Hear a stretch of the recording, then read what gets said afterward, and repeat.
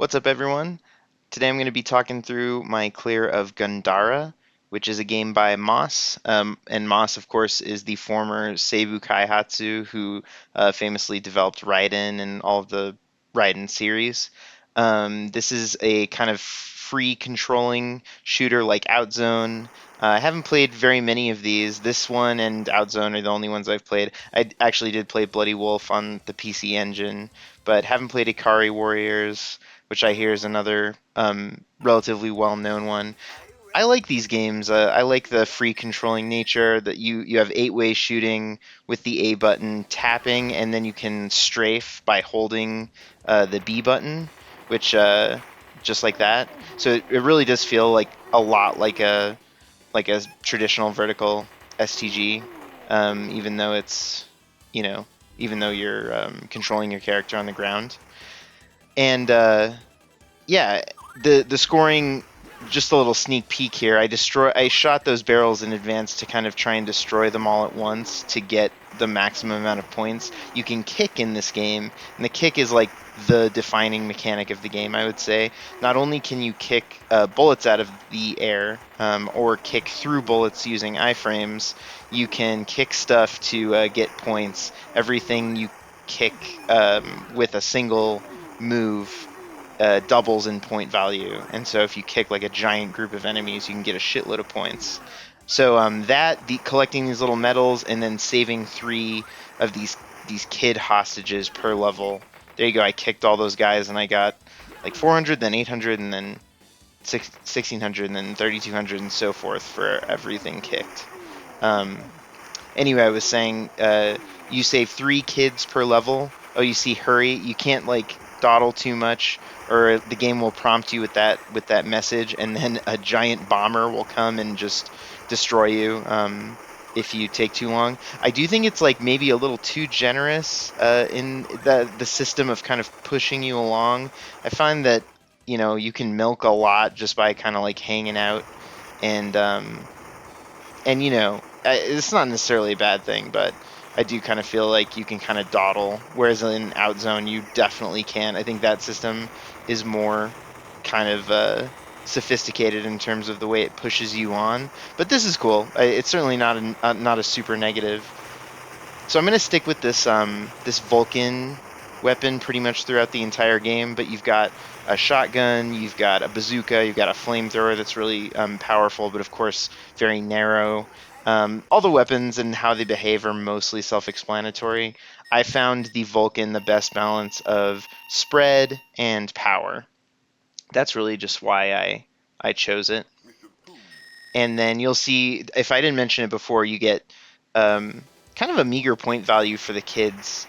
As big, as much as a big deal as the game makes them, it's 1,000 for one, 5,000 for two, and 10,000 for three.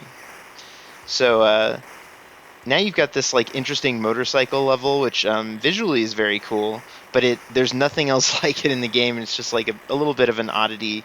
Maybe they were planning on implementing one more stage like this, and it got cut or something for development time or whatever. Who knows?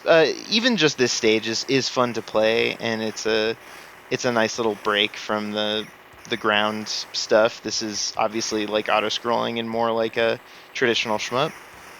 I love that you don't have collision in any of this game, I don't think. So like you can bump into those motorcycles as long as their bullets don't hit you. You can run into enemies and get really close on top of them to kick them.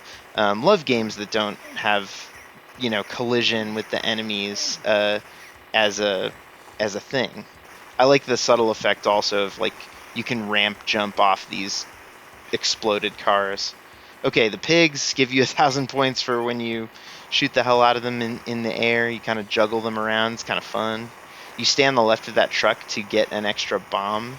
It happens right after the pigs. You collect these gold medals, and then that's when the truck comes. So you stay to the left to get that bomb.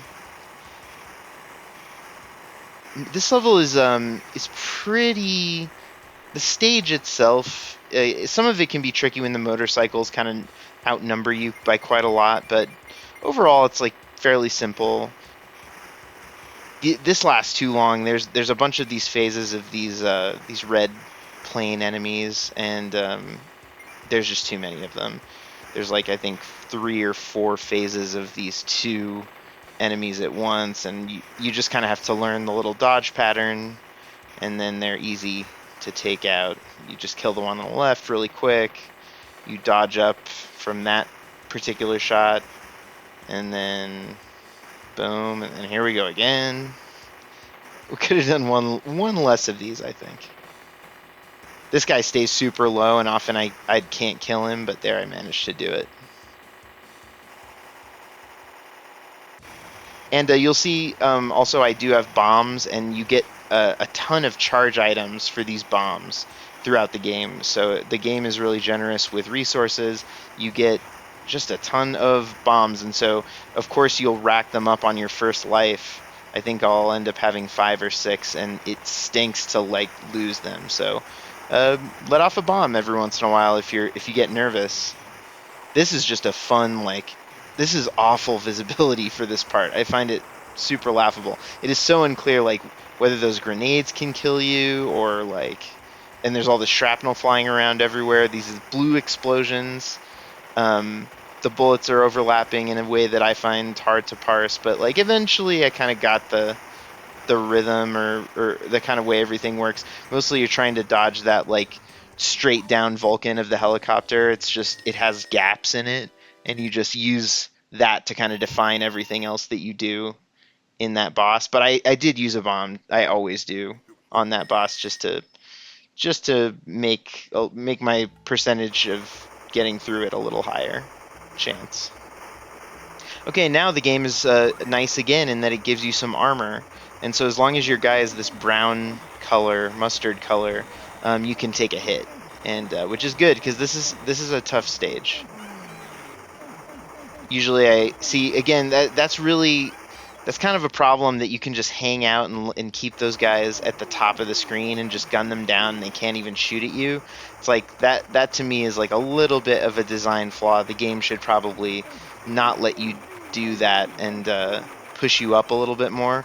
Although that would make it quite a lot more difficult, and I do appreciate that this game is very player friendly for its time. I think it's like pretty remarkably fair and generous. So I think that's a cool quality. So maybe it's not such a bad thing that it's just pretty lenient with the time. The whole like look of it and the feel of like the bullets and everything, it sort of reminds me of a Psycho game with some Toll Plan in there too. That's just the vibe that I get from it overall. It's certainly not as difficult as a Psycho, but it just, some of the patterns and the kind of wacky, like, this is just like a temple level stuck in the middle of this like mostly urban military shooter. Not entirely sure why, and of course can't read the story because it's in Japanese, and I just wanted to play the Japanese version. I don't even know if there is an international version of this game, but yeah, just the theming of this reminds me of Psycho a little bit. Okay, so now you got these kind of, I don't know, Hindu gods. I don't know what these things are, these statues, and they turn to life, and then they have quite a long time where they just sit there for you to kill them, but then they do release a pretty fast and wide spread of bullets. So you're best off killing one right away and then moving across the screen to kill the other every single time, and mostly the streams of bullets will miss you if you're like confident and you don't hesitate. This is an interesting section. It's a kind of an Outzone-esque like tight maze corridor area, and you've got these like guys with shields, so they have a lot of health, and you can't kill them right away before they get shots off at you, generally speaking. I picked up this fire by complete accident, which is very powerful and maybe well suited to this section, but normally I just keep my Vulcan shot. So I'm using the wall for cover. I'm trying to keep it in the frame so that I can have safety against if any of these guys get bullets off on me. And then you don't have to worry about these blue guys shooting down at you unless they get really close. So you want to prioritize the shield guys, always. And then sometimes I'll be brave and go up the right to get a weapon power up, which every weapon power up beyond your max gives you 10,000 points. So it's like, it's so silly that saving 3 of the kids, which is hard to do, gives you 10,000, but um, just a single weapon item over the max gives you 10,000. You can get like, I don't know, 6 or 7 of those in a level, for like 60 or 70,000 points. So scoring is kind of out of whack, but still fun. The kicking especially intrigues me. It's like I am intrigued by the notion of just like learning a, a set route for just maximum kickage, combining enemies in clumps, leading them around the screen, and then just like kicking the shit out of them. I think it's a cool little gameplay conceit. Okay, so here's the boss. Don't That section is kind of stupid with those statues. You just dodge them. Make sure they don't fall on you. There you go. I'm kicking to make sure I get through that straight the big clump of bullets. I haven't talked too much about the kicking, or we haven't seen it too much yet, but I'll start to do it more here. I take out those side things first, just so they don't like randomly. It's easier to dodge the set patterns when there's nothing coming from the sides at you. From this, it's easier to dodge the patterns from the middle guy. This dragon, if you hang on him, you just got to make sure that attack doesn't get you, and you're basically golden. This laser, as scary as it is, has a weird hit detection where you can almost basically get hit by it and you're fine, or like it stops before it hits you or something. There's something weird going on with that laser with the programming, but the thing where the dragon like comes down at you is like the most dangerous part of that boss. Everything else is pretty doable, and you just rapid fire the shit out of it. There is a technique where you can like you strafe, but your auto fire is less when you strafe, and so you can like maximize, you can like increase your power if you're pointed at something and you do the tapping, or if you're you have turbo or auto fire like I do. If you do the A shot, um, as opposed to the strafe shot, so it's like sometimes if you want to do a little bit more damage, you just can't move, because of course then your shot will turn away, and you just like hold rapid fire on something, and I think I did that during that boss. So here we go. We're starting to get more enemies on the screen. This is a kind of a hallmark of this game.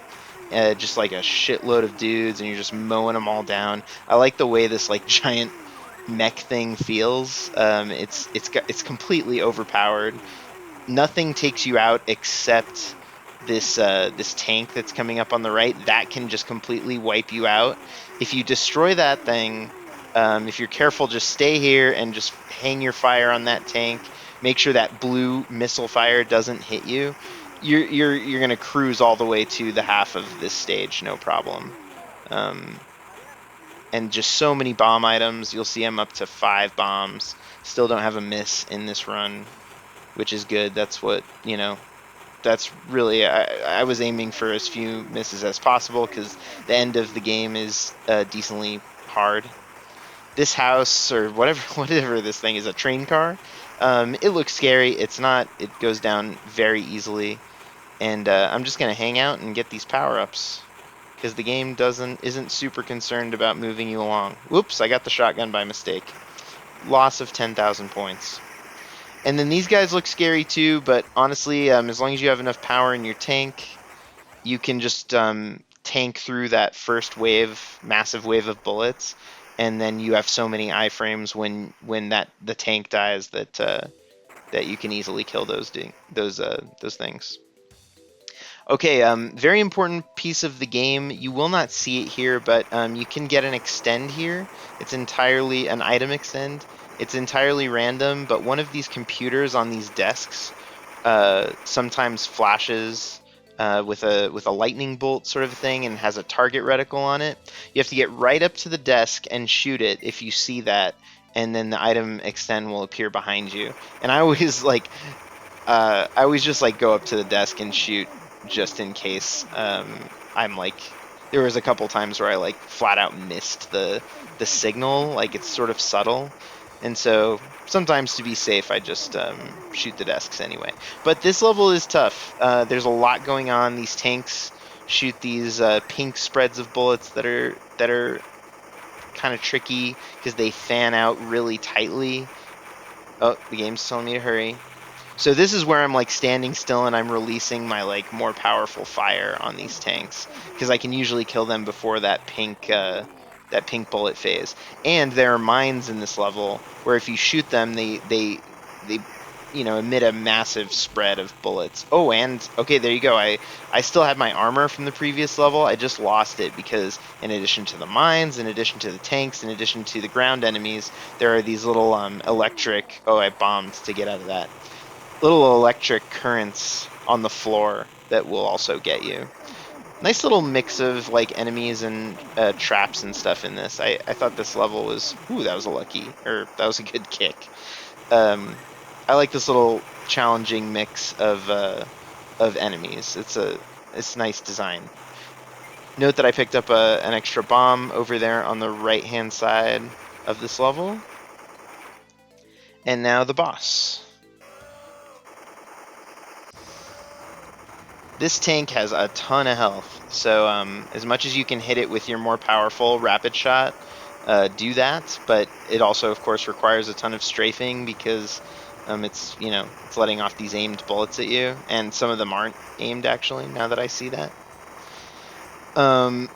destroy all of the guns as fast as you can. All of the kind of like little side turrets that it has. There's two more that are gonna pop up right here, and I think I'm just gonna bomb them because I have so many bombs and I don't want to lose 4 bombs to a stupid death. So really, sometimes it's just better to here. I'm just using them because I'm thinking, okay, I'd rather just get this boss done with, and then I kick through. Usually, when he's in this phase, he just shoots a single spread. But when you hear that, dent, dent, dent, a single spread of like those golden bullets, and you can kick through them every time. But yeah, I used 2 bombs just to make sure I lived. And I think it's a smart thing to do. I mean, you get 1,000 points for a bomb at the end of the level, which is, I mean, it's nothing. Again, 10,000 points for a weapon item. Okay. This you just slowly move up the screen, kind of taking out these turrets before they can just shoot a bunch of circling spreads at you.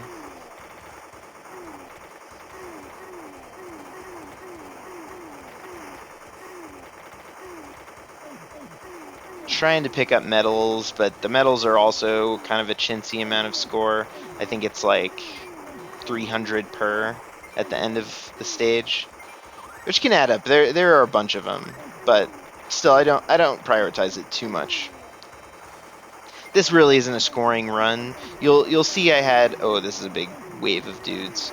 You'll see there's this like great opportunity to score with kicks, and even here, if you were so inclined like to score, you could just like herd all these dudes and try and kick like 6 or 7 or maybe even more of them all at once.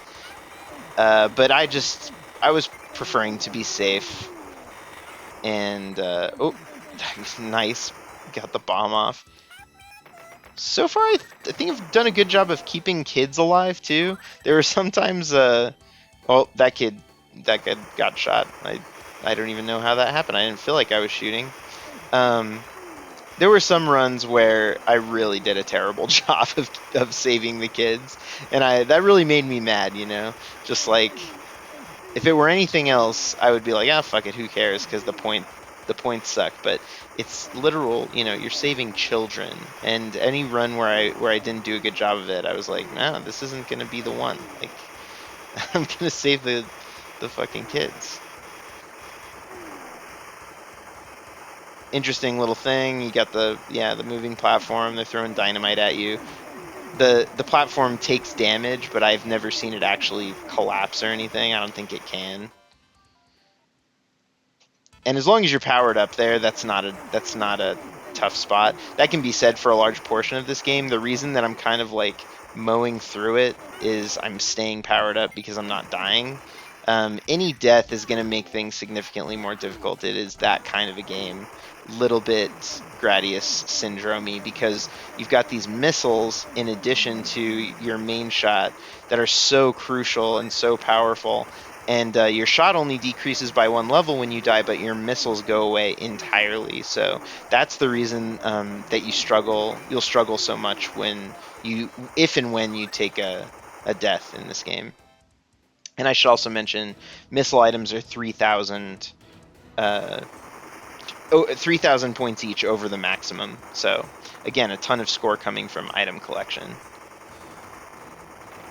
Okay, getting rid of these 2 turrets, kicking through that 1 spray, and then both those are gone. And now this guy just releases. It's so hard to tell. That shrapnel just trips me out every time. I think it's fire, and so I'm just gonna bomb here now, because this is too dicey of a section, and just again try and get through this boss without dying, as opposed to trying super hard to, like, dodge my way through it and keep a bomb or 2 bombs for the next level. It's not worth it with this with 3 lives and with a ton of bomb resources. Just bomb. All right, last level. This is a really cool level. It's full of dudes who have different behaviors, and you just save all the kids right at the beginning, so you don't need to worry about that. And you just shoot your way into this building. It's very like end of the Matrix, in this hotel lobby or whatever it is, office building lobby. And you just move up this corridor, and there are these super fast guys with pipes who will come to get you. There's the guys sitting back on turrets. There's these tanks, which of course I'm going to bomb through, because that's just a very tough dodge to do. And yeah, it's basically this for the entire thing. They throw some of those big giant enemies in there, I think.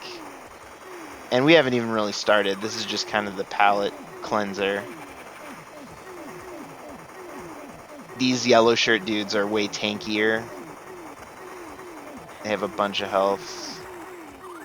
I'm using bombs really freely now because there are so many guys that I'm just going to get more bombs. So again, really trying to really prioritizing not dying over any fancy impressive dodging.